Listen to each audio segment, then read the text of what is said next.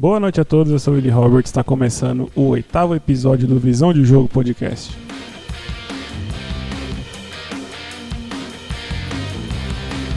Hoje nós falaremos de Corinthians e Palmeiras, Abel Ferreira, arbitragem, seleção brasileira, Estevão, Messi e muito mais.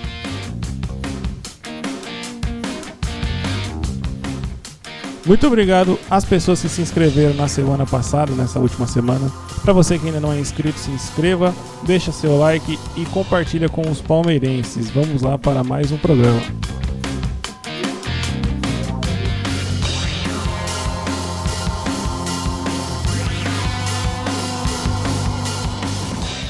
Bom, vamos lá. Semana passada, no domingo passado, teve Corinthians e Palmeiras, empate 1-1 pelo Campeonato Brasileiro. Foi um jogo onde tem bastante coisa para ser falada desse jogo, porque teve muita controvérsia na torcida do Palmeiras. Eu já vi, durante essa semana, eu vi muita gente comentando que o Palmeiras fez uma partida mais ou menos, alguns poucos que o Palmeiras fez uma boa partida e outros poucos, ou muitos, depende do ponto de vista, que o Palmeiras jogou mal. Para mim, teve uma diferença enorme de um tempo para o outro. Essa que foi a questão do jogo do Palmeiras. No primeiro tempo, o Palmeiras, na minha opinião, ele começou bem. O Palmeiras fez uma partida no primeiro tempo em que utilizou dois esquemas base na formação tática. O time foi o mesmo da partida contra o Sport, fez o 4-4-2, que é o feijão com arroz para esse time, é o que esse time necessita nesse momento. E esse 4-4-2 que o Abel montou, ele se transformava num 3-1-4-2 na saída de jogo. Aí o que acontecia? O Aníbal Moreno vinha fazer o líbero na saída de jogo, abria os dois zagueiros e o Aníbal vinha puxar o jogo. O Lucas Evangelista, ele ficava à frente da zaga fazendo a transição. Ou seja, no primeiro tempo, que foi onde o Palmeiras jogou melhor, na verdade onde teve jogo, né, para falar bem da verdade, o Evangelista ele circulava para um lado e para o outro para poder receber essa bola e dar esse passe mais à frente, aí ou para os laterais ou para os meias, que nessa saída de jogo fechavam mais enquanto os laterais subiam mais a fundo, ou seja, ficava entre aspas uma linha de 4, porque era Piquerez de um lado, Felipe Anderson ao lado do Piquerez, Maurício do outro lado junto com o Kelvin. Então o Palmeiras, nesse primeiro tempo, ele ficou jogando dessa maneira e, na minha opinião, foi bem. Não foi mal. Claro que há todos esses pontos que eu sempre trago aqui de falar que é muito pouco porque o Palmeiras deveria estar apresentando. Tem jogadores para jogar muito mais, deveria amassar o Corinthians, isso para mim é indiscutível. Porém, tendo em vista como o Palmeiras está jogando e como que é o nosso treinador e todas essas questões, para mim acaba sendo um bom primeiro tempo. E aí essa formação fez com que o Palmeiras utilizasse muito o Lucas Evangelista por causa dessa saída de jogo. Como o Corinthians optou por dar a bola para o Palmeiras também, o Palmeiras quis ter a bola, mostrou que queria ter a bola no primeiro tempo. São análises diferentes, né? Tem que deixar claro o primeiro tempo e do segundo. O Evangelista participou muito bem e para mim ele gerou muito jogo. Claro que em transição, não em posse. Quando o Andrés começar a jogar, talvez já na próxima partida, né, ele possa trazer não só a questão da transição numa saída de jogo, mas também numa criação de jogada. E aí mexendo mais nesse time, nessa formação no ataque, no campo de ataque. Mas para mim o Evangelista fez uma boa transição, gerou um bom jogo no primeiro tempo. Só que o Palmeiras estava com um problema muito grande, que aí é um problema crônico, de muita ansiedade. É uma ansiedade muito grande com a bola no pé. Então o Palmeiras, qualquer coisinha, qualquer mínima pressão que o adversário faça, o Palmeiras já estica a bola. Já opta por esticar a bola. Porque o Palmeiras tem muita... Claro que não é regra, mas quando sai na frente é muito difícil tomar um empate. Claro que nesse jogo saiu na frente e tomou um empate da mesma maneira. Mas o normal do Palmeiras, a estratégia natural do Palmeiras, e isso já há um bom tempo, é sempre sair na frente para poder ter o controle do jogo a partir do resultado. Tem time que tem controle de jogo a partir da posse, a partir do contra-ataque, e o Palmeiras depende do resultado para ter esse controle de jogo, porque o Palmeiras trabalha muito com o emocional. Então trabalha cansando o adversário a partir do emocional, dependendo do resultado. Então tem que estar na frente. Por isso, inclusive, o Palmeiras sofre muito com o Corinthians, porque o Corinthians também joga nesse emocional e precisa sair na frente também para poder gerar jogo. Então fica esse embate, dois times querendo vencer pelo lado emocional. E aí o jogo muitas vezes não sai tão bom. Embora esse jogo, esse primeiro tempo tenha sido bom, sim, de assistir. Mas o Palmeiras se precipitava muito, esticava a bola. Mesmo sem o Corinthians pressionar, o Palmeiras acabava esticando bola. E aí, naturalmente, perdia a posse. Mesmo tendo dois atacantes para brigar lá na frente. E pode-se dizer que até com característica de segurar a bola, não pelo alto, brigar pelo alto, nada, mas para segurar, porque o Vitor Roque segura muito bem a bola.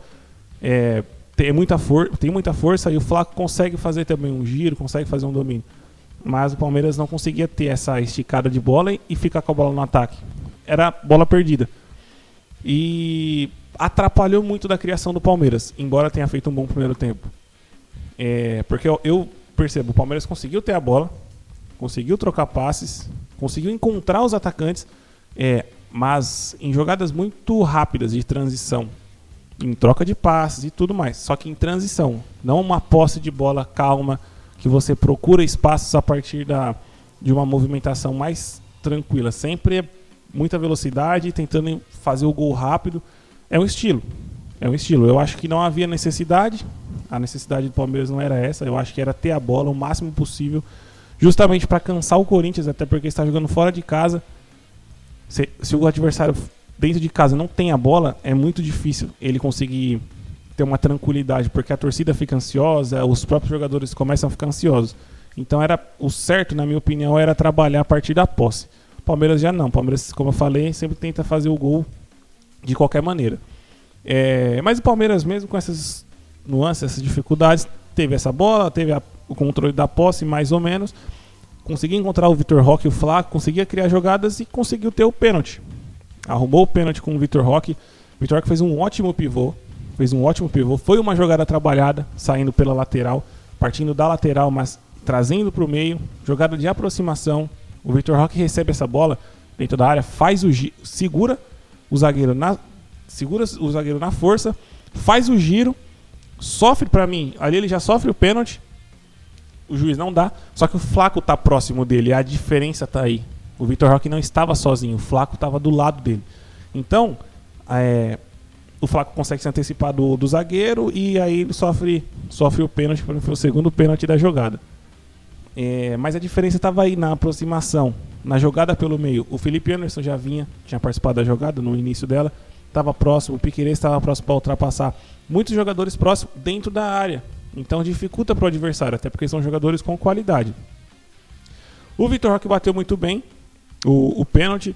O Palmeiras continuou melhor na partida, teve mais 2 chances e teve bastante volume de jogo. Só que o porém tá aí. O Palmeiras não fez o gol.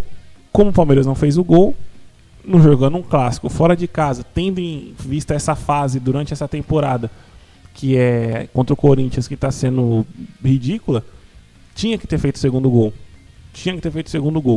Porque criou chances para isso, teve volume de jogo para isso. Só que não fez e aí acabou tomando um gol besta. Porque o Corinthians, por pior que esteja, obviamente, qualquer adversário vai ter chances de gol.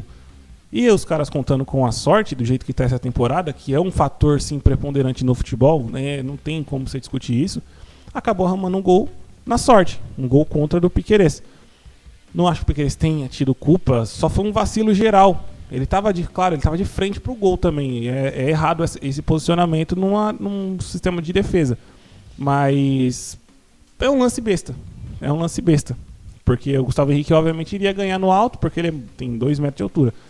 Mas a segunda bola, como ele conseguiu cabecear, a defesa do Palmeiras estava bem postada, porque ninguém ia chegar. Foi uma falha do próprio Piquerez, mas também do próprio sistema defensivo, se você for parar para analisar, pelo fato de estarem todos em linha ali. E o erro do movimento do Piquerez, claro, foi o principal. Mas o cabeceio do Gustavo Henrique, por mais que ele seja muito alto, ele cabeceou com muita facilidade. Então, fica aí uma parcela de culpa de 70% pro Piquerez e 30 pro resto da defesa, do time, do Abel, de modo geral. Depois do gol do Corinthians, deu uma equilibrada na partida, mas o Palmeiras, na minha opinião, continua melhor. O Palmeiras terminou o primeiro tempo melhor. Então a esperança que eu tinha ainda era assim, continuar dessa mesma maneira. O Palmeiras tem banco para substituir se os jogadores cansarem ou precisar fazer uma mudança de esquema tático, mas não foi o que aconteceu. Entrou no segundo tempo e o Palmeiras teve volume, teve um pouco de posse, mas foi muito atrapalhado. O Palmeiras, não só o Palmeiras, o Corinthians também, mas eu falando especificamente do Palmeiras, foi muito atrapalhado no segundo tempo. Errou passes, errou jogadas, finalizações. Foi um negócio de louco, assim. Eu achei até, inclusive, uma parte do jogo, nesse segundo tempo, eu achei cômico. Eu comecei a dar risada, porque chegou a ser engraçado o fato de tanto erro seguido. Teve uma jogada, inclusive, eu acho que já por volta dos 25, 30 minutos do segundo tempo, onde teve 3 ou 4 erros seguidos dos dois times. Onde, entre o meio e o ataque do Palmeiras, o volante do Palmeiras roubou a bola, não lembro quem foi exatamente, foi o Aníbal, foi o Evangelista, e jogou pra frente. Rápido a jogada. Jogou pra frente. O Vitor Roque, eu acho que foi... Vou chutar os jogadores que estavam nessa jogada. Dominou a bola e perdeu. O Corinthians recuperou. O Corinthians tentou lançar de novo. A bola voltou pro jogador do Palmeiras, que tentou lançar novamente pro jogador do próprio Palmeiras no ataque. O jogador do Corinthians recuperou e lançou novamente. E aí o do Palmeiras, ao invés de dominar a bola, porque se eu não me engano a bola foi pelo lado, domina a bola, respira, volta pra... Nem que seja volte pro goleiro, não. Lançou novamente, aí a bola rebateu, o Corinthians recuperou, voltou pro Palmeiras. Foi assim, foi uma sequência tão cômica, tão absurda, que eu comecei a dar risada. Eu falei, não, esses jogadores são muito ruins, dos dois times, porque não consegue parar, simplesmente ter a capacidade de pensar o jogo, olhar, ver que tá um bate-rebate, 3, 4 vezes no mesmo lance, foi coisa de 1 minuto e meio, eu acho, de bola bate-rebate. Ninguém teve a capacidade de olhar, pensar, gritar com o cara que estava na jogada e falar assim, para a bola, pensa o jogo, domina, fica com ela. Dos dois times, isso aí é dos dois times, né? Porque os dois times tiveram essa mesma possibilidade. Então, assim, o segundo tempo foi muito atrapalhado. Foi uma coisa muito engraçada de se assistir, de se acompanhar. Mas o Palmeiras teve esse certo volume, mas muito também porque o Corinthians também estava desfalcado, né? Tem que levar isso em consideração. A partir daí, os jogadores do Palmeiras já começaram a demonstrar um pouco de cansaço. E aí é onde entra o nosso treinador. O nosso treinador, ele tirou os 2 meias do time, foi o Maurício e o Felipe Anderson, para colocar Sosa e Facundo Torres, que não são meio-campos. Não são camisas características de camisa 10, como é Felipe Anderson e Maurício. E aí tem que enaltecer, né, a questão tanto da mudança tática, né, enaltecer entre aspas, tanto a questão da mudança tática, que foi só que isso ficou só na mudança dos jogadores, porque dentro de campo o Palmeiras ficou tentando jogar como se tivesse 2 meias, mesmo tendo 2 pontas, né, entre aspas, 2 pontas, porque o Sosa para mim foi muito mal, mas talvez pela característica de ser um ponta. O Sosa aparentemente é um ponta. Eu lembro, inclusive eu acho muito parecido com o Paulinho, guardadas as devidas proporções, mas eu acho que ele é parecido com o Paulinho por característica. É um jogador que tem velocidade, tem força, finaliza bem aparentemente, mas ele não embora o Paulinho tenha mais característica até de meia também, mas ele não é um meia. Então ele não vai ter a visão de jogo, a questão de controlar a posse, circular a bola e tal. Não vai ter esse refino todo. Então dificulta muito pelo lado esquerdo, onde o Palmeiras estava trabalhando bem com o Felipe Anderson, e no lado direito aí sinceramente fica um negócio muito louco de comentar.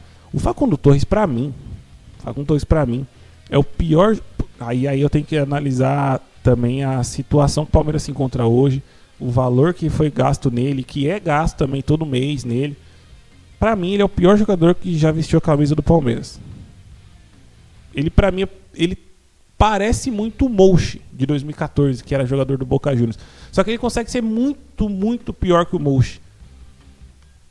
Ele não tem qualidade nenhuma. Assim, quando ele jogava pela esquerda, inclusive eu brigava muito com meu pai, ela falava assim, não, ele tá jogando na posição errada, o Abel tá colocando na posição errada. E comprei essa briga. Só que ele começou a jogar na direita e não mudou absolutamente nada. O jogo dele continua exatamente o mesmo. Gira para um lado, gira para o mesmo lado, gira, fica enquadrado. Se deixar ele sozinho no campo, sem marcação nenhuma, ele vai girar e vai ficar rodando. Ou enquadrado, ou em círculo, mas ele só vai ficar ali, girando. Não joga futebol, não sabe jogar futebol, não adianta, não é jogador para o Palmeiras. Não tem qualidade, não tem como falar, não, esse cara tá numa fase ruim, esse cara tem dificuldade com a adaptação. Não, cara, já tem 8 meses, já 9 meses, né, que ele tá no Palmeiras. Já teve inúmeras chances. Não consegue jogar, não consegue demonstrar qualidade. Eu nunca vi o Facundo Torres dar um drible, eu nunca vi o Facundo Torres finalizar pro gol de uma maneira que você fala, não, esse cara tem potencial na finalização, tem que explorar mais isso dele. Nunca vi esse cara dar um passe que você fale, não, opa, ele pode jogar no meio, ele tem uma visão de jogo muito grande. Nunca vi esse cara dar uma virada de jogo que você fala, não, ele bate bem na bola. Não tem qualidade nenhuma. Fez os golzinhos dele lá debaixo da trave, chegando ali pra chutar, mas também é uma coisa que qualquer boca aberta que jogue na rua consegue fazer. Não é nenhuma qualidade para um jogador profissional. E aí, quando o Abel faz essa mudança, o Ali faz essa mudança colocando esses dois jogadores, o Palmeiras perde a característica que estava tendo, que era de ter dois meio-campistas jogando no time. Dificulta para os laterais, porque o meio-campista sabe encontrar os jogadores. O ponta normalmente é o jogador que vai dar o passe final, mas em jogadas de profundidade. E aí no meia já é diferente. Já busca o atacante, já sabe encontrar o lateral de maneira diferente. E o Palmeiras mudou os jogadores, mas a formação em tese continuou igual. Até por isso bagunçou ainda mais, o que já estava bagunçado. Só que mesmo assim, o Palmeiras ainda teve 3 chances claras de gol no segundo tempo. 3 chances, pra mim, 3 chances claras. Por quê? Não foi que chutaram cara a cara com o goleiro. Teve pra mim, a primeira foi a do Vitor Roque, que ele saiu em profundidade. Acho que nem o passe foi o Lucas Evangelista, inclusive. Deu um passe no meio da defesa do Corinthians. O Vitor Roque saiu na velocidade, mano a mano com o zagueiro. Só que o que acontece? O Vitor Roque não foi pro gol, ele foi pra lateral. Ele foi jogando, em vez dele entrar em profundidade, carregando a bola para dentro da área, mesmo que vá finalizar, ou que no final, dentro da área, ele vá tentar um corte, mas aí você tá dentro da área, que nem o Ronaldo Fenômeno fala. Isso é uma coisa, isso é meio até óbvio, né? Mas quando ele fala, você fica parando para analisar e faz muito sentido. A área defende o atacante. Qualquer tipo de jogada que você faça dentro da área, além de você estar próximo do gol e qualquer finalização vai levar perigo, se o zagueiro te der um bote errado, é pênalti. Ou seja, a área defende o atacante. O atacante está correndo mano a mano com o zagueiro. Ele é rápido, ele é forte. Inclusive, ele estava o zagueiro estava na lateral, lado a lado com ele. O Vitor Roque, em vez de correr para frente para entrar dentro da área, ele jogou pro lado a bola. E aí a marcação do Corinthians fechou em cima dele, ninguém do Palmeiras acompanhou, acabou perdendo a bola. Para mim, isso era uma chance clara de gol. Para mim é uma chance clara. Não contabiliza como chance clara de gol, mas eu falo na criação de jogada do próprio Palmeiras. A outra jogada de gol que o Palmeiras teve aí, sim, foi chance clara de gol, foi a do Maurício, que ele saiu na cara com o Hugo Souza. O Maurício não pode sair na cara do goleiro, chutar no meio do gol, rasteiro. Não tem cabimento. Eu prefiro que o cara chute pra fora do que chute no meio do gol. Porque no meio do gol, que nem eu falei não lembro qual jogador que eu falei a respeito disso. Você chutar no meio do gol, você está demonstrando, além de falta de qualidade, você está demonstrando medo. Você não está tendo coragem de tentar tirar do goleiro. Se ele tenta driblar o goleiro, mesmo que erre, faça cagada igual o Rony fazia direto, mas ele estava tentando driblar o goleiro, ele estava tentando fazer algo que iria surpreender o goleiro. Teria mais chances de fazer gol do que chutar simplesmente de chapa, fraco no meio do gol. isso que ele tava também na entrada da área, né? Ele tava chegando na área, tava longe. Tinha espaço para ele chutar, de cobertura, de várias maneiras. Essa foi a outra chance que o Palmeiras perdeu. E a terceira, aí é onde volta o assunto Facundo Torres. O Facundo Torres, e aí eu achei engraçado demais o Fernando do Não Importa o Que Digam comentando sobre o lance, que ele estava em live no momento, que ele fez a live do segundo tempo, e ele comentou sobre a movimentação do Facundo Torres, que durante o jogo, inclusive, eu percebi, mas não com os olhos da maneira que ele percebeu, e aí eu vi a análise dele, e aí eu também tomei para mim a mesma análise que ele fez. Do erro de movimentação do Facundo Torres. E aí, o erro devido ao medo dele de fazer o gol, de ficar cara a cara com o goleiro, de ter essa responsabilidade. Ficou muito nítido que foi isso. Quando você vê o replay, ficou muito nítido. Durante o jogo eu não consegui ter essa percepção. Eu percebi que ele errou a movimentação, porque o passe foi na diagonal e ele correu pra dentro pra ficar ao lado do zagueiro. Foi uma coisa também que você... não tem nem sentido. Fica muito claro que foi medo dele de ir pra frente do gol. Ah, não tem nem como falar, não, senão ele iria ficar impedido. Se ele fosse por isso, ele seguraria a passada. Ele não segurou a passada, ele foi pra dentro do zagueiro. A bola iria para um lado, foi para um lado, que é natural, pra sair do zagueiro. Ele foi pro outro. Não tinha sentido fazer aquilo ali. Então, foi um erro muito grande do próprio Facundo Torres. E, como eu falei, pra mim é o pior jogador que eu já vi na história do Palmeiras. Pode fazer o gol do título da Libertadores, não vai mudar o fato de ser pra mim o pior jogador que eu já vi. E ficaria muito grato se ele fizesse isso, e seria o mínimo, inclusive, né, pelo que ele ganha. E pelo que ele não apresentou nada até agora. Mas, pra mim é o pior. Pra mim é o pior. E aí, tem uma outra questão também sobre o jogo, ainda no decorrer do jogo, que foi a questão do Abel. O Abel morreu com 3 substituições. Ele não substituiu mais, ficou em Facundo Torres e Sousa. E aí o Palmeiras, com toda essa dificuldade, o time está atrapalhado, mesmo tendo criado essas 3 chances, ainda todo atrapalhado, sem conseguir ter o mesmo volume de jogo do primeiro tempo. Você percebendo que o time precisava de meias, ele, beleza, podia tentar o Facundo Torres e o Sousa da maneira que ele tentou. Beleza, ele podia estar pensando que o Corinthians fosse oferecer ao Palmeiras profundidade, tudo bem. Só que passou 20, 25, 30 minutos, não mudou. O Palmeiras só piorou. E o Abel morreu com 3 substituições a serem feitas com o Alan no banco. E aí você pega e fala, por que o Alan não entrou? Sendo que o Alan, inclusive, jogando nessa formação que o Palmeiras está jogando, com os 2 meias e eles estando um pouco mais abertos, o Alan, para mim, é o reserva imediato do Maurício. Nessa formação que o Abel está fazendo. Porque ele é um jogador com características mais próximas do Maurício, com vitalidade, com drible, inclusive vai ter o potencial para ser titular, com drible, com finalização, porque ele finaliza muito bem, tem chegada à área, é um jogador completo. Para mim ele é um jogador completo e tem muito vigor físico para fazer a marcação, voltar para defender, que infelizmente é o que o Abel gosta. Então assim, é um jogador para ser o reserva do Maurício. O Facundo Torres é a terceira opção, e pra mim não é opção nenhuma, né? Mas estando no elenco, infelizmente, é a terceira opção. E optando pelo Facundo, mas beleza, tenta o Alan, depois faz uma mudança de esquema, tenta algo diferente, final de jogo.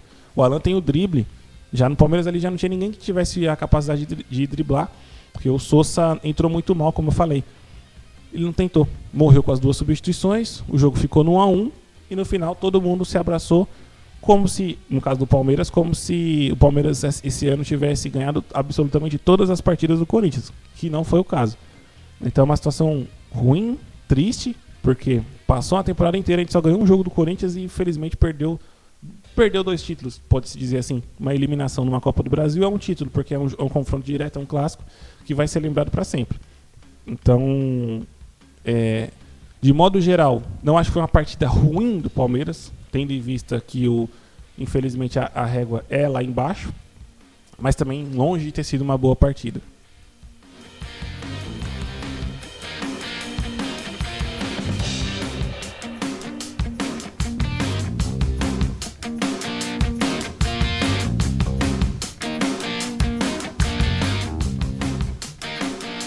Vamos agora para o segundo bloco. Falar aqui sobre Abel Ferreira e arbitragem. É uma coisa que eu nem gosto de falar, né? Do Abel eu quase não falo, né? E a arbitragem, de fato, eu ainda não havia comentado sobre questões de arbitragem. Vamos lá. Eu acho que nesse segundo bloco aqui, eu acho que eu vou, talvez seja até breve em relação ao próprio Abel Ferreira, porque de fato é maçante ficar falando sobre o Abel Ferreira. Sempre as mesmas coisas e sempre terem pessoas que não conseguem compreender o óbvio. Não tem explicação. Eu teria que ler talvez o Aurélio, ter mais vocabulário para poder explicar, exemplificar, porque não tem o que fazer. É um cara que dali não sai mais nada. Acho que para resumir é isso. Dali não sai mais nada. Vamos lá. No pré-jogo, antes do jogo, quando o time chega no estádio, tem as perguntas uma pergunta, na verdade, ou duas, dos repórteres da televisão que vai fazer o jogo. E aí o Abel Ferreira foi perguntado sobre a questão do clássico, da importância e tal, o Palmeiras tendo sido eliminado na Copa do Brasil, perdido o título e tal. O que o Abel respondeu? É complicado. Ele disse que era isso antes do jogo. Era apenas mais um jogo em que o Palmeiras entraria para vencer. Ele disse isso. Pré-Corinthians e Palmeiras, onde o Palmeiras tinha a obrigação de vencer. Ele já começou dizendo isso. Ou seja, ele já começou perdendo o jogo. E aí, não dentro de campo. Ele começou perdendo o jogo para nós, torcedores. Para nós. E aí, na segunda pergunta, eu não sei se foi uma outra pergunta ou foi uma sequência da resposta. Ele reforçou a ideia que nenhum torcedor do Palmeiras queria vencer a partida mais do que os seus jogadores e o seu treinador. Eles queriam vencer a partida mais do que nós. Olha, sinceramente, não tem palavras mais para descrever o cúmulo que é o Abel Ferreira ser treinador do Palmeiras ainda. Sinceramente, é uma coisa que foge inclusive do absurdo. É mais do que um absurdo. As coisas que ele fala, as coisas que ele faz e o trabalho horroroso no time do Palmeiras. Um trabalho horroroso. Quem não consegue enxergar isso não tem capacidade nenhuma de assistir um jogo de futebol minimamente que analise minimamente o jogo. Não tem capacidade nenhuma.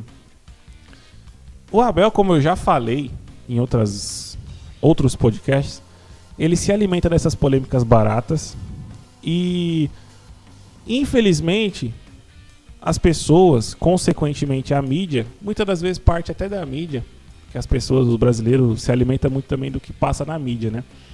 Se pauta pelo que passa na mídia. A mídia ficou discutindo isso durante toda a semana, como se fosse algo muito legal, muito... Ficou discutindo essa declaração dele, uns comentando pro lado negativo, outros comentando pro lado positivo, mas ficou discutindo isso de uma maneira, elevou isso a um grau muito alto, sendo que é uma coisa tão clara que ele só tá jogando a tal da cortina de fumaça. Enquanto ficam discutindo essas coisas vazias, por trás das cortinas o Palmeiras não tá jogando nada, não joga nada, e é culpa dele.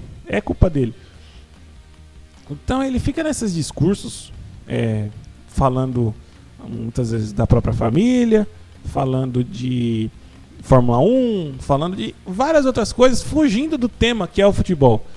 Claro, muitas das vezes também na maioria das vezes nem perguntado sobre campo ele mas também as poucas vezes que ele não responde.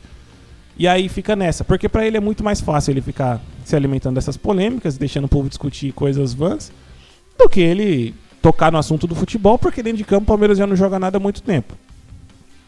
E é engraçado como o ego dele é tão grande, porque ele fica querendo se provar, ele quer provar e mostrar pra todo mundo que ele sempre tem razão. E é engraçado como ele sempre tá, pra provar e pra mostrar isso, ele tá disposto a pisar no clube e nos torcedores. Sempre tem declarações desse tipo. Isso é uma declaração que não existe. Não deveria existir em nenhum lugar do mundo. Eu acho que nem na Europa, que os torcedores são mais frios, não tem a mesma questão de rivalidade. Nos grandes centros, claro, né? Não existe declarações dessa de treinadores que pegam e falam que eles querem ganhar mais do que os torcedores. Não existe isso. Os torcedores estão ali apenas por paixão. Pra gente, a única coisa que importa é vencer uma partida. Se é um clássico, então é mais ainda. Porque na segunda-feira, ninguém foi zoar o Abel Ferreira. Ninguém foi zoar os jogadores. Agora, os torcedores são zoados. Tem que ficar ouvindo as brincadeiras da segunda-feira. Que é a coisa, inclusive, que alimenta o futebol. É isso. Ainda no futebol brasileiro, ainda se tem um pouco disso. Mas o Abel é blindado, ele vai num carro blindado, todo filmado, ninguém sabe quem é que tá naquele carro, entra no CT, faz o trabalho dele, volta pra casa dele. Não tem absolutamente nada de brincadeira, nada de gozação, nada. Não tem como um cara desse querer vencer mais do que os próprios torcedores, pô. Isso é tão óbvio, ter que explicar uma coisa dessa é ridículo. Então, assim, na verdade, virou uma bola de neve, né? Vai rolando a montanha e vai aumentando. Já não tem mais como parar. É uma avalanche. Já não tem mais como parar. Então, daqui pra frente, eu acho que até, na verdade, há um bom tempo, né? Mas eu coloco como daqui pra frente. Quem defende o Abel, quem defende o trabalho do Abel, é cúmplice de toda e qualquer derrota do Palmeiras. É cúmplice. Ele está apoiando a derrota. Ele está batendo palma para a derrota. Porque não tem mais desculpa nenhuma para você, com esse elenco do Palmeiras, não apresentar um futebol melhor. E eu repito, é bom, eu sempre vou repetir, porque o brasileiro, infelizmente, tem uma dificuldade de compreensão. Eu não estou falando de título, não estou falando de resultado, não estou falando de absolutamente nada. Não é só porque perdeu pro Corinthians. Não é nada disso. É futebol. É dentro de campo. É você assistir 90 minutos de uma partida, como foi a partida contra o Sport, que eu no podcast passado eu comentei. Aquela partida deu esperança. Só que foi uma. E foi contra o Sport. Então, assim, falta tanto pro time do Palmeiras como um time que não tem o que falar. Não tem o que defender. Não tem o que trazer de positivo. É só cobrar. Tem que cobrar. Até porque, ainda que daqui pra frente apresente um bom futebol estável, tem que permanecer apresentando um bom futebol. Sempre. Tem que permanecer. Não é um jogo. Palmeiras nessa temporada talvez tenha feito 3 jogos bons, de verdade, que eu contabilizo como jogo bom. É a partida contra o Corinthians no Brasileirão, partida contra o Porto na Copa do Mundo e a partida contra o Sport. Não me recordo de outra partida que tenha sido boa de verdade, que era pra ser, deveria ser a média do Palmeiras. Que aí dentro de uma média você vai fazer partidas ainda melhores e partidas piores, mas a média deveria ser aquela. 50% dos jogos deveria ser aquilo. Não, a tônica do Palmeiras é essa partida contra o Corinthians. Talvez até menos do que essa última partida contra o Corinthians. Talvez a média seja a partida que o Palmeiras fez contra o Corinthians na Copa do Brasil no primeiro jogo. Talvez tenha sido, aquela seja a média desse ano. Então, assim, olha o absurdo que é. Mas eu tô aqui pra falar, pra desabafar muitas vezes. E quem escuta, quem entende, quem compreende, bom, quem não compreende vai, pra mim, ser cúmplice, continuar sendo cúmplice de toda essa até derrocada do Palmeiras, infelizmente. Vamos falar um pouco sobre a arbitragem agora também, que tem um ponto importante para falar de arbitragem a respeito desse jogo, Corinthians e Palmeiras, que foi a questão teve 2 lances, né? Que foram polêmicos e foi logo depois do gol do Palmeiras teve um escanteio, falta, em que a bola bateu na mão do André Ramalho e deveria ter sido marcado pênalti, sim. Pra mim foi pênalti aquele lance, porque a mão dele estava mais aberta. Lance natural? É natural. O movimento que ele fez foi natural. Só que a regra diz o quê? Quando intercepta a bola, ou melhor, a trajetória da bola, mesmo que ela não vá no caminho do gol, mas intercepta a trajetória da bola, e essa bola iria chegar no jogador do Palmeiras. Ou seja, é um movimento natural, mas que é proibido na regra de hoje. Existem duas discussões que no Brasil não vale de nada. Não vale de nada colocar em questão. Mas mesmo assim ainda vou colocar. Existem dois fatores que são o seguinte. Primeiro, o que deveria ser a regra, na minha opinião, e aí cada um tem a sua, e o que é de fato a regra. O que é de fato a regra é pênalti, hoje em dia. É pênalti. Agora, na minha opinião, não deveria ser. Não deveria ser. Só que tem um porém. Inclusive, o comentarista de arbitragem da Record falou uma coisa tão absurda que eu não consigo entender como que passa batido. Ele falou, e é a verdade. O que ele falou, infelizmente, é a verdade. Ele teve uma hora que ele falou, no segundo tempo, se eu não me engano, o juiz pra mim fez uma boa partida, ele apitou bem. Não sei se foi o Ramon Abate-Abel, se eu não me engano. Ele pra mim apitou muito bem, inclusive, deixou o jogo rolar. Se não fosse isso, nossa, o jogo ia ser muito mais chato e moroso. Deixou o jogo rolar, apitou bem as faltas, não inverteu falta nem nada, mas teve esses lances capitais pra mim que ele errou. Esse lance, na verdade, especificamente. O comentarista, não sei se é o Salvo Spínola, acho que é o Salvo Spínola, comentou que o critério que o árbitro adotou foi aquele de não dar faltas bestas. Quando eu ouvi aquilo, eu falei, calma aí, o critério que o árbitro adotou, o árbitro tem a capacidade, o árbitro tem a autoridade de adotar um critério numa partida? Qual que é a regra da arbitragem? Qual que é a regra do jogo? O que é falta, o que não é, não é. Simples. Em qualquer lugar do mundo. O futebol é o mesmo. A regra é imposta pela Confederação da Arbitragem lá, a partir da FIFA, autorizado pela FIFA. A regra é a mesma. Se é falta na pelada aqui, é falta no profissional. O que é falta, é falta. O que é bola na mão, se é pênalti, se não é. É uma coisa só. O árbitro não tem que ter critério nenhum. Ele não tem que deixar um jogo rolar e no jogo seguinte ele começar a marcar falta besta. Não existe. O que é falta, pô.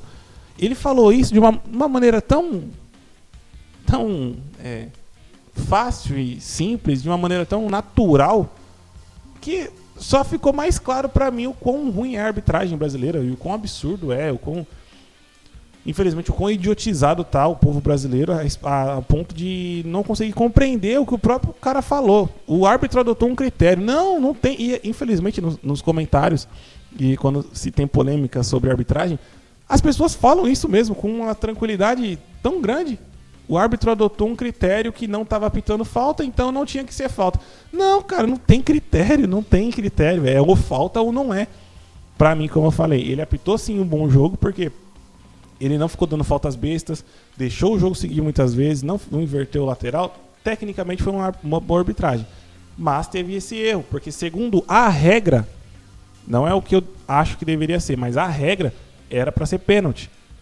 Foi pênalti aquele lance. E o VAR não chamou, o árbitro não deu. Foi o erro crasso, foi o erro principal. Foi. Mas de modo geral ele fez uma boa arbitragem. Mas o ponto que eu quero trazer também era esse daí. Não tem que ter critério. O que é uma coisa e pronto, acabou. Só que aqui no Brasil, infelizmente, da mesma maneira que existem os jeitinhos na lei brasileira, as brechas, no futebol não vai ser diferente, né? No futebol não tem como ser diferente. E essa foi a questão do pênalti. Mas tem a questão do impedimento no gol do Corinthians, que ficou lá reavaliando, analisando e tal. Pra mim não foi pênalti. Ou melhor, não foi pênalti. Pra mim não estava impedido. Não estava impedido. A imagem, inclusive, antes da linha ser traçada, eu já consegui ter uma análise e eu percebi.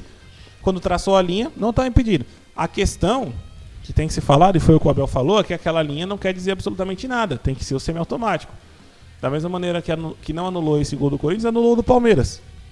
Que teve depois uma outra imagem provando, mas era uma imagem de torcedor. A imagem que foi analisada pelo VAR não comprova absolutamente nada. Era para ter validado o gol, né? Era para ter validado.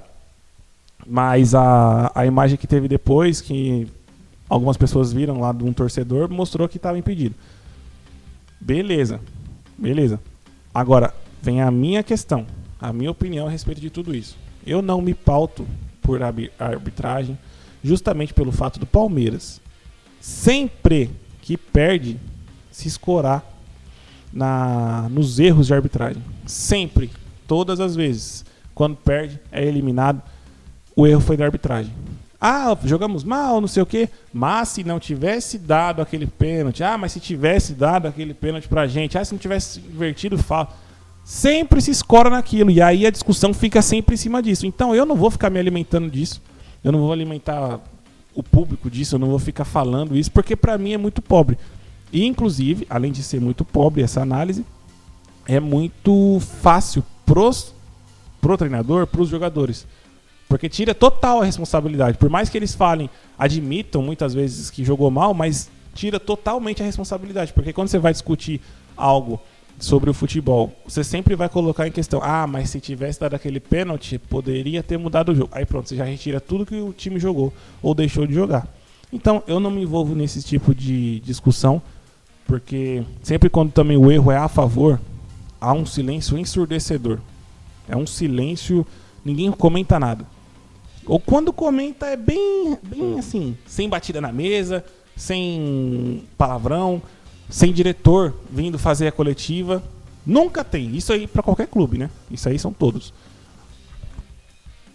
Então, é uma coisa que eu não entro nessa discussão. Porque, tendo tudo isso que eu falei, nós todos sabemos que o futebol brasileiro é assim. Nenhum clube, nem nenhuma pessoa faz nada, e tem poder para fazer sim, mas não fazem. Ficam se alimentando e gerando audiência pobre. Então, minha cobrança será sempre, única e exclusivamente ao campo, ao que diz respeito ao campo.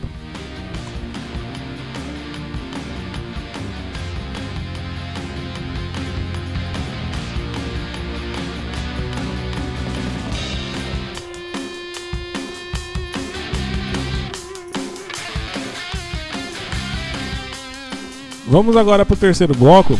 E aí o terceiro bloco vão ter assuntos mais leves, né? Tá falando sobre a seleção brasileira. A seleção brasileira ganhou de 3-0 do Chile.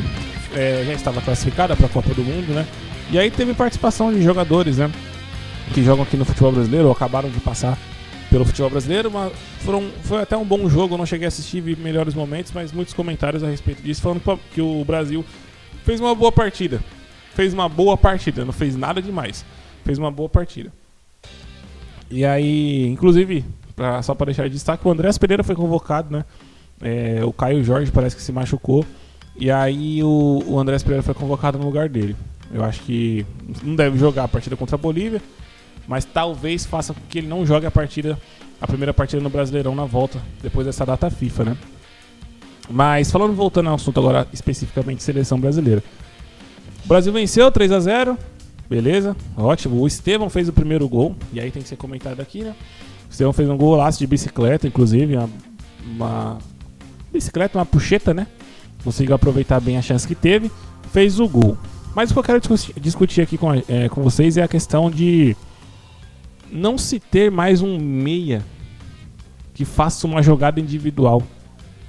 E aí não é só a seleção brasileira, mas eu vou estar falando só a respeito dela, da própria seleção brasileira. Eu assisti só 20 minutos do primeiro, até os 20 minutos do primeiro tempo. E o jogo do Brasil tava intenso, tava tentando ir pra cima e tal. Só que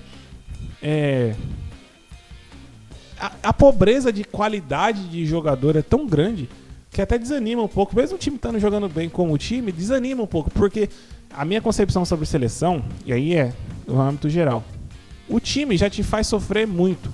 Seleção é pra você apreciar um bom futebol. A minha ideia que eu tenho é essa. Por isso que eu nem torço pra seleção nenhuma.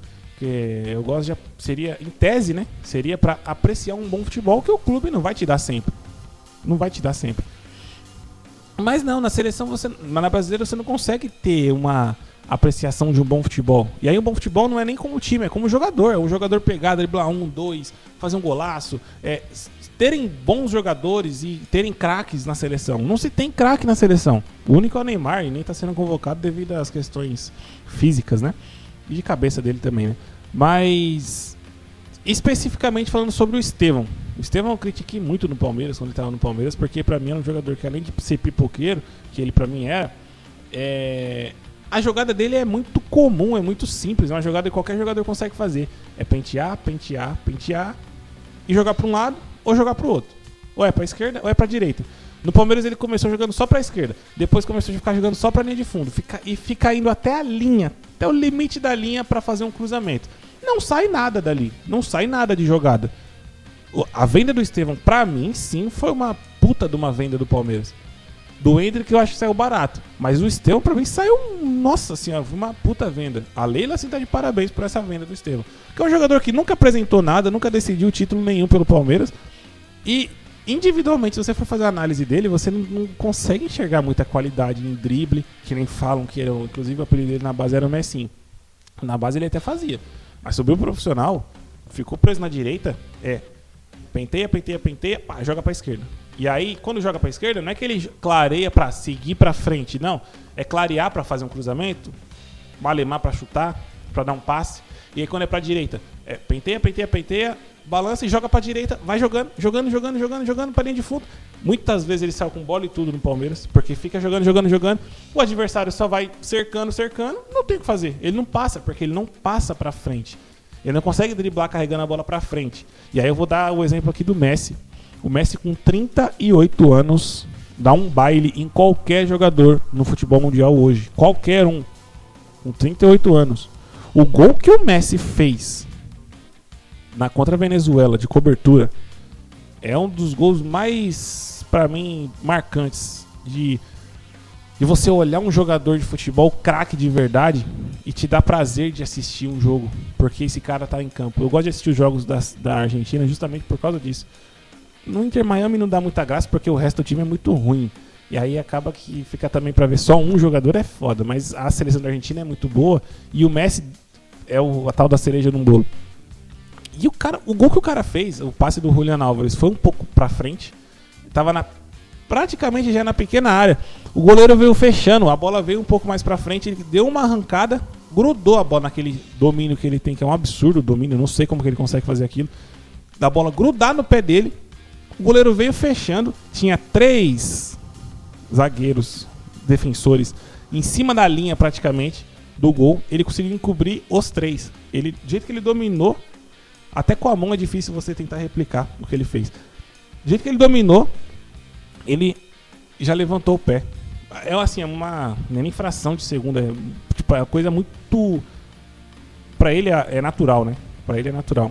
Mas você analisar a situação, a dificuldade e a frieza e a conclusão da jogada com tanto êxito é de fato uma arte. Quando você analisa isso e percebe, é de fato uma arte. E eu, graças a Deus, pude acompanhar toda a carreira do Messi praticamente. Desde o início, toda a evolução. Jogar com ele no videogame. E assim, isso de fato é um prazer que quem gosta de futebol, quem ama futebol... consegue enxergar, consegue ter esse tipo. Pra quem gosta de uma arte específica e consegue ver o cara mais top dessa arte, é muito prazeroso. E o Messi, pra mim, assim, é o melhor jogador da história.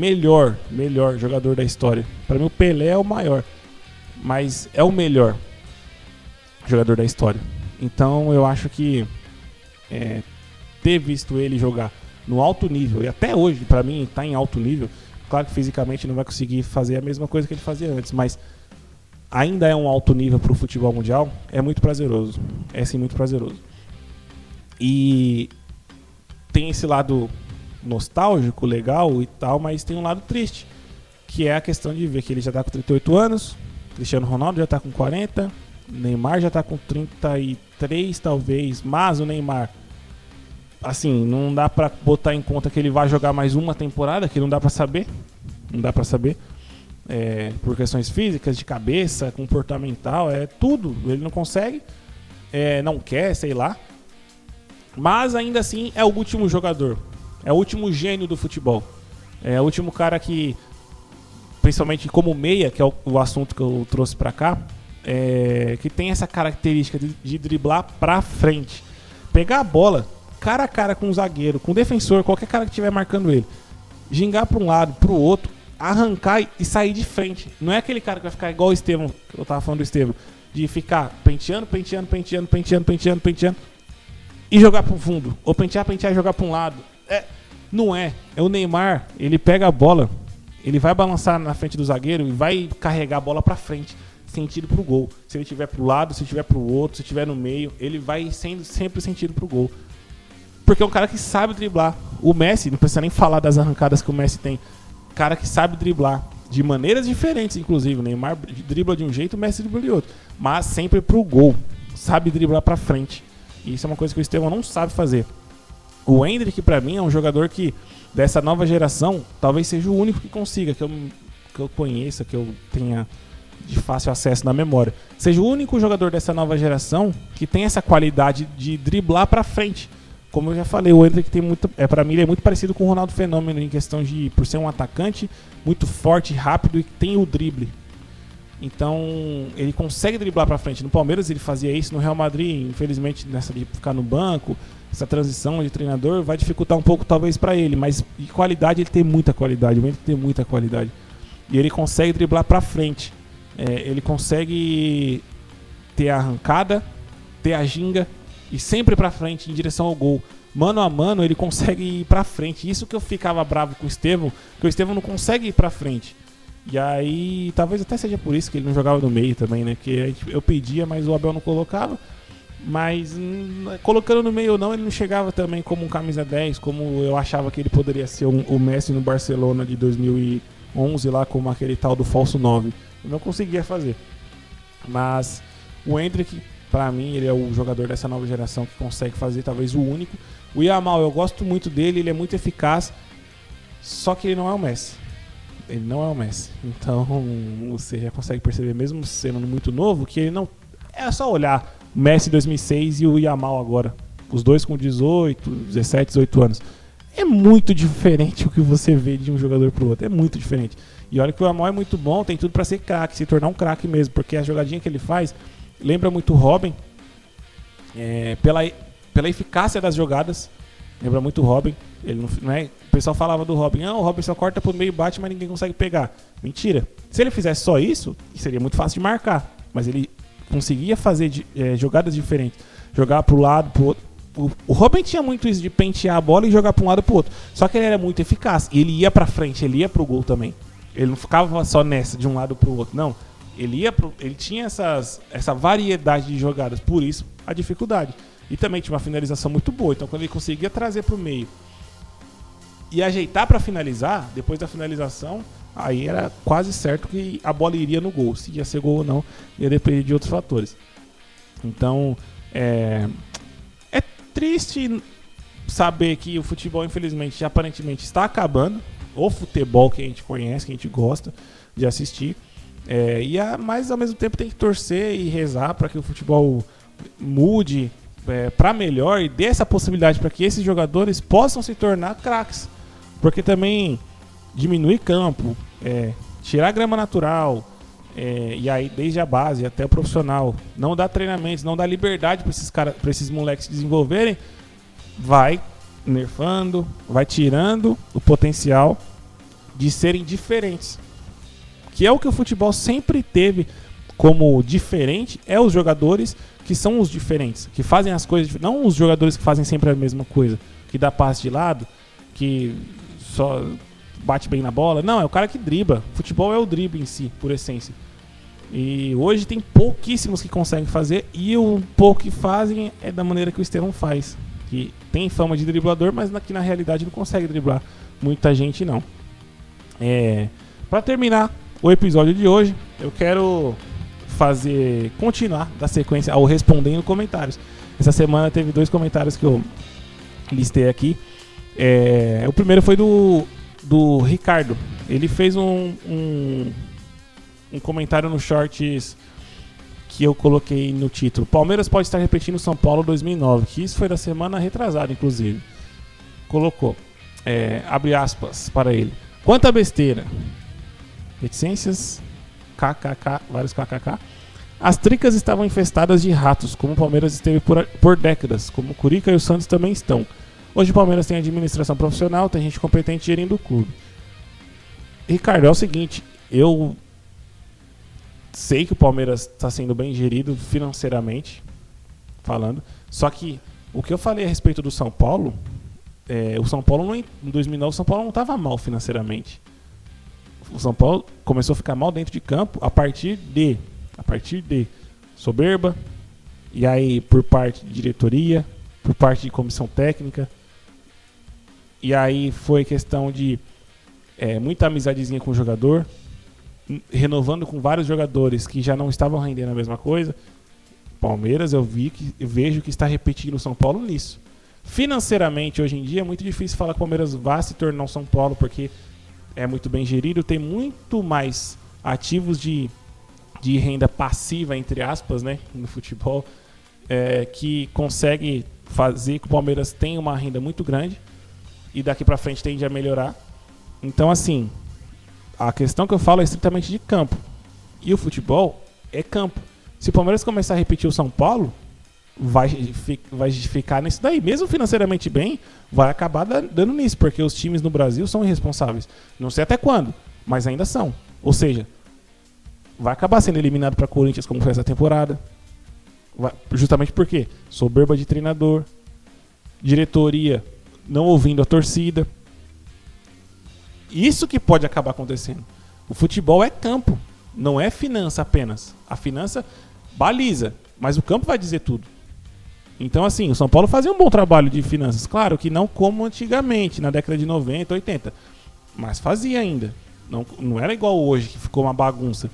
Então, assim, a diferença tá aí. Quando eu falei de repetir o São Paulo 2009, era isso que eu estava querendo dizer. Não era falar que o time está... A Leila vai afundar o Palmeiras vai ficar devendo. Não, não é isso. É estritamente campo. E a partir da questão da soberba, da questão da prepotência, isso vai acabar refletindo no campo, e aí o campo diz tudo. O campo é o que vai fazer com que o Palmeiras esteja bem ou mal. Outro comentário aqui foi do Milton Leite. Ele comentou no shorts que eu escrevi que a Leila contraria o Abel, que era a respeito do calendário. Ele escreveu, aspas para Milton Leite: jogador tem como profissão jogar bola. O jogador ganha dinheiro jogando bola. Para jogador ter profissão e ganhar dinheiro, tem que jogar bola. Para ele jogar bola, tem que ter o quê? Campeonatos. Simples assim. Essa foi a aspas dele. De fato, é verdade. Se eu entendi o que ele quis dizer, né? Ele está correto. A questão é que, se tiver muitos jogos, a qualidade do jogo piora. E aí fica difícil para nós cobrarmos, porque é óbvio que com mais jogos fica mais difícil ter um rendimento, um desempenho físico, técnico também, claramente, porque a técnica depende também muito da questão física. Fica muito difícil. E tático também, porque não vai ter menos chances de ter um comportamento tático melhor, um time ser melhor treinado. A questão que eu quis dizer é isso, sobre a Leila contrariar o Abel. Ele comentou mais especificamente sobre a questão dos jogadores, né? Talvez ele tenha entendido que eu tenha falado que os jogadores fossem coitadinhos. Não, de maneira alguma. Os jogadores, inclusive, choram muito, porque dá pra jogar e apresentar um futebol muito melhor, mesmo com tudo isso de jogo. Até porque senão eu não estaria cobrando o Abel como eu cobro aqui todo podcast. Não faria nem sentido. A questão é que com menos jogos, a cobrança aumentaria, inclusive, porque teria mais tempo de treinamento, mais chances para esses caras treinarem, descansarem, recuperarem, jogarem um futebol melhor. É um mundo ideal. Infelizmente no Brasil a gente nunca tem esse mundo ideal, né? É o tal do país do futuro, como diria Raul Seixas. Mas é isso. Finalizando aqui mais um podcast, mais um Visão de Jogo podcast. Esse foi o 8º episódio. Para você que não deixou o like ainda, deixa seu like. Se inscreva no canal. Compartilha com os palmeirenses e também com os que não são palmeirenses, mas gostam de futebol. Então, é isso. Encerro aqui minha participação no programa de hoje. Valeu. Tchau, tchau.